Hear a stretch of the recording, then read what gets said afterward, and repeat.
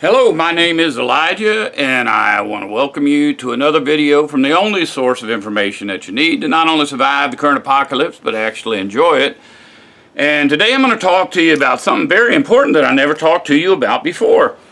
As I am discovering things, no matter what it is, I always tell all my friends about it. And my friends, I mean subscribers that I talk to on Skype.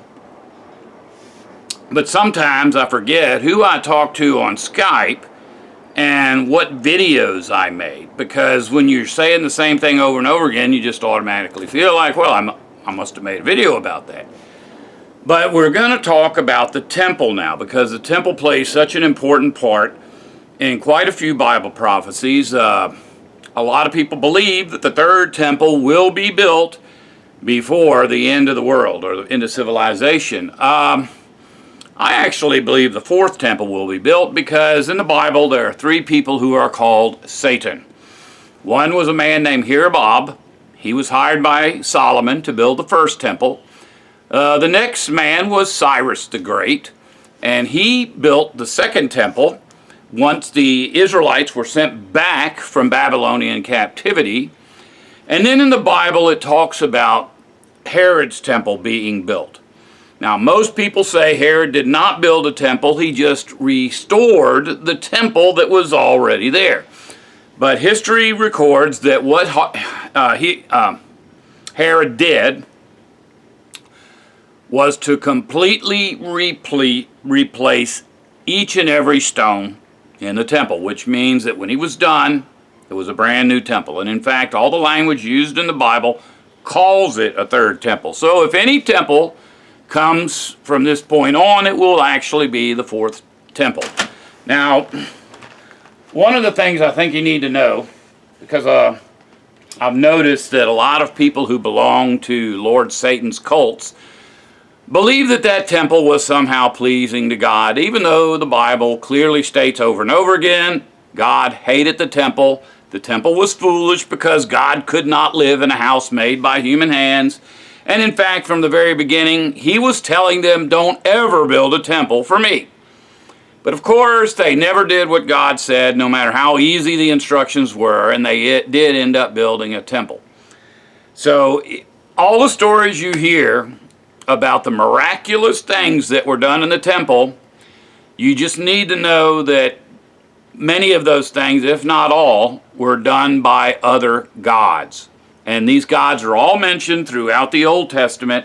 They aren't called fictional gods or pretend gods. They're named gods. And it actually gives their names on earth. Most of the verses that talk about God building the temple or God enjoying the temple are about Eowah Elohim. And people translate Eowah Elohim as Jehovah God. First off, Elohim does not mean God, it is plural, and it means gods.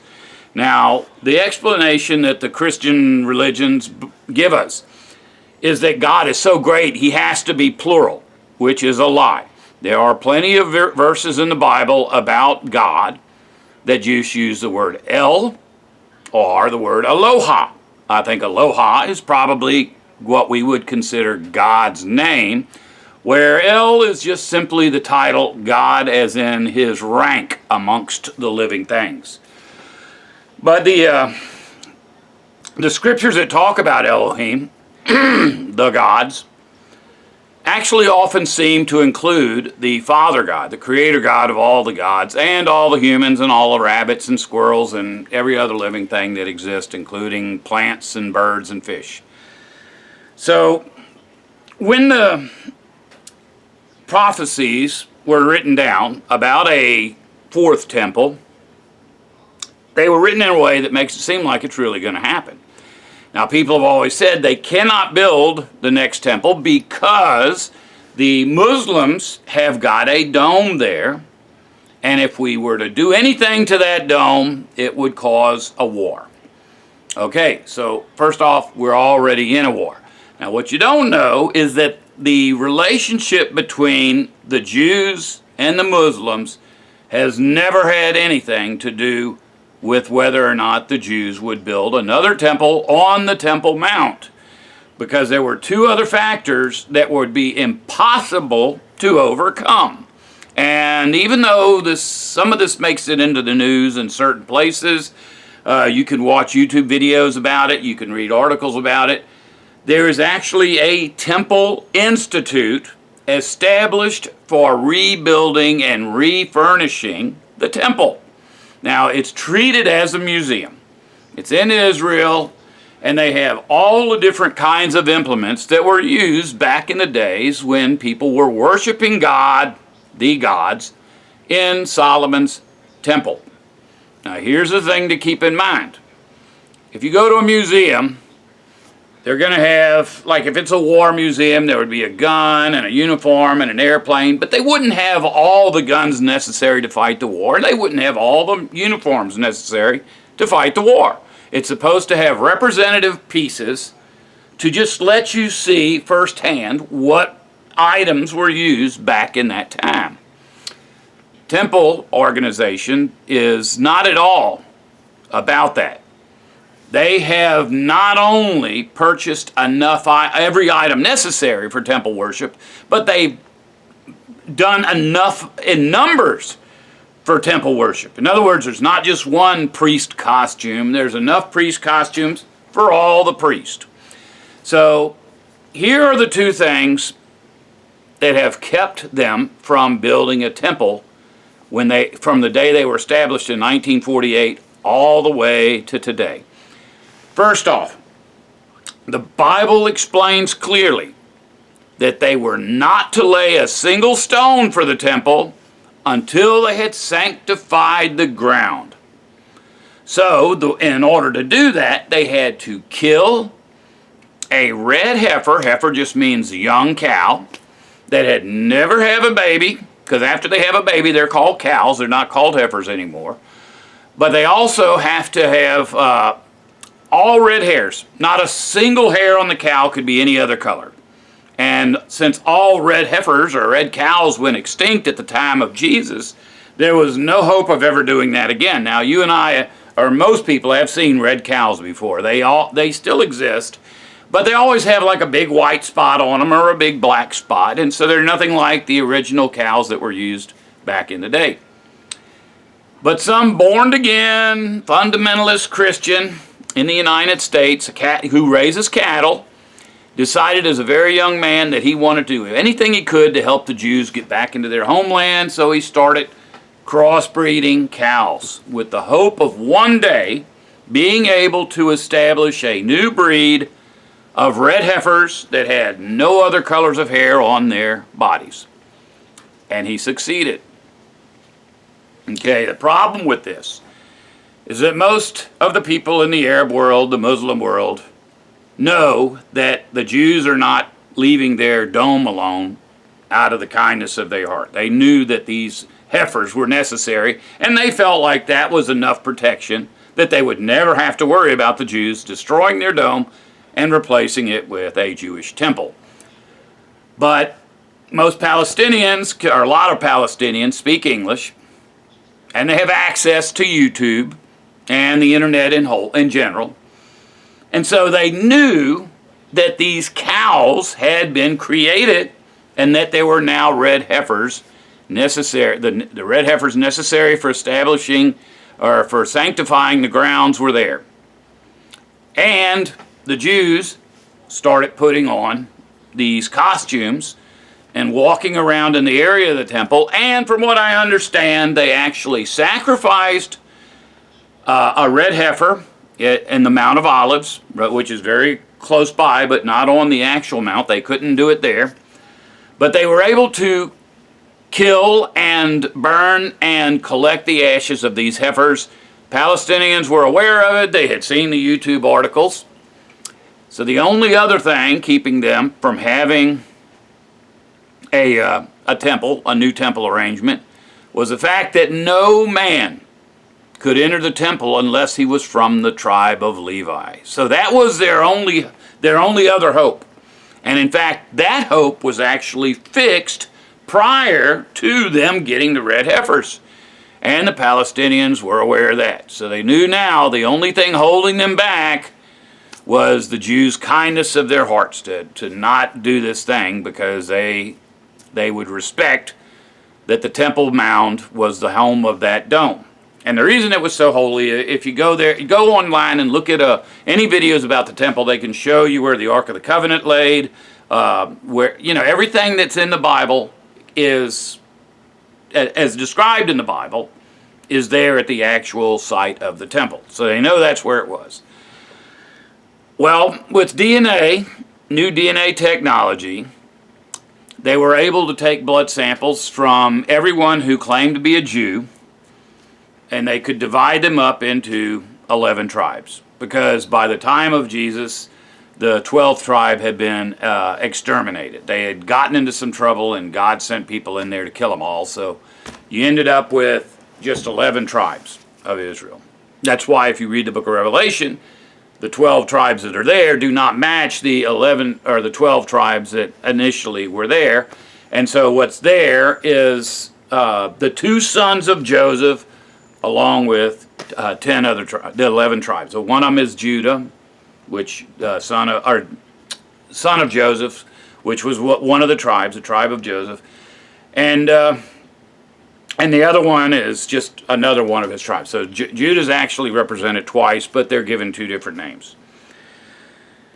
So, knowing that they got 11 different ones, how did they figure out which ones were the Levites and which ones were the others? Well, there's a couple of ways. A lot of the Jews had traditions where they knew, I'm from the tribe of Dan, or I'm from the tribe of Benjamin, or I'm from the tribe of Judah. They just knew that. They handed it down. Obviously, not necessarily accurate, but what they did is they made a note of it. And every one of the ones who had the last name of Levi matched with the people who claimed they were from the tribe of Levi. So suddenly they have a bunch of Levites who would qualify for temple service. So that is why the October 7th attacks happened. No one's going to tell you that. All they're going to say is that the mean Muslims came in and did this horrible act, which in fact it was. But they never tell you it's because they know that the Jews are about to take away their sacred site. That's why those people were killed and others were kidnapped and held hostage. So now, a war has been started for retaliation against those who killed all those Jews. The Jews thought it would somehow keep them from being able to perform their rituals, but the fact is, by making the Jews hate them even more than they already did, suddenly they've made it completely open. Right now, at this point, the whole world knows that they have Levites, they have the red heifers. The red heifers have been killed, their ashes are in sacred little bottles somewhere, and as soon as they knock down that dome, all they got to do is sprinkle that stuff on the ground and build the temple. So how are they going to build the temple? How many years is it going to take them?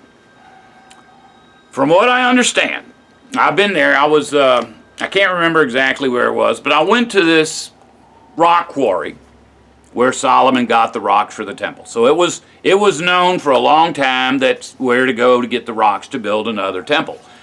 And in fact, when they got there and they tested the rocks that were there, they matched with stones, fragments of the temple that are still there somewhere in Judea.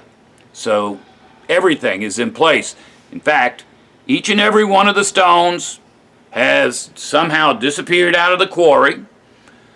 I've been told from a secondhand source that they have them all cut, they're all polished, they're all stacked, and they're all numbered in a warehouse. So all of the implements are in a warehouse, all the costumes, all the stones for the temple, the ashes from the red heifer, and the people who claim to be Levites are well practiced in how to perform the sacred rituals. Now, people are worried about this CERN thing opening up a gateway into hell. It is not CERN you have to worry about. In the accounts of the first temple, Solomon killed about a lot, 1,000,000 animals. They were just all day and all night slaughtering animals and splashing their blood on the ark, whatever they have there. They don't have the Ark of the Covenant, but I believe that that's somewhere too, just in secret. But anyways, they have everything in place. They've done everything they need to do. All they have to do is get the word, and when they do, it is hoped that once again, Lord Satan will make his presence known. Yeah, that's what I was going to tell you, and I left out, again, as I always do, is that when Solomon killed his 1,000,000 animals and splashed the blood all over the temple, a cloud started to form in the temple, and it poured out, and the whole nation of Israel was covered in this cloud, and all kinds of miraculous things happened. So once the temple is completed, and once the first sacrifices are completed, very likely that all hell is going to break out on the earth. There you go. That's my uplifting message for today. We're very, very close to the end. Before Jesus Christ can return, the Antichrist has to make his presence known, and currently it looks like they're heading that direction. I believe that it was Jared Kushner who bought all of the stones for the temple. He is the son-in-law of our president, Donald Trump, and recently Donald Trump has put out that the United States is going to take over Gaza, and they're going to make it into the Riviera of the Mediterranean. This is the same thing that Jared Kushner was saying several years ago. So this is not fantasy. This is real. They really are preparing for the day when the Palestinians are completely gone from Israel, the dome is destroyed, and the temple is rebuilt. All right, well, love y'all. As always, if you don't want to survive, don't listen to me.